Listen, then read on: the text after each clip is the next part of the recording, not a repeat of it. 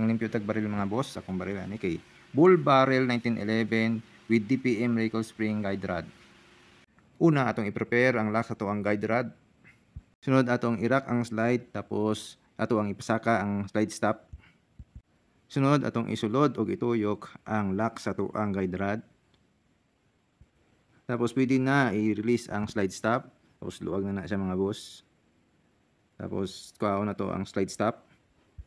Tapos itong tanggalon ng slide. O pwede na siya matanggal ang ato ang guide rod. Isaka na itong barrel link o atoan ng tanggalon. Tapos itong ipababa ang barrel link para makagawas ang barrel. Tapos pwede na nato limpyuhan ang barrel o ubang parts sa ato ang barrel. Atuara ng butangan o cleaner, brushan, tapos limpyuhan ra nato. After kay butangan nato og gun oil o i-brushan balik. After limpyo ato ang ibalik ang barrel. Sunod ato ang ibalik ang DPM guide rod. Sunod ibalik nato ang slide. Sunod isulod nato ang slide stop.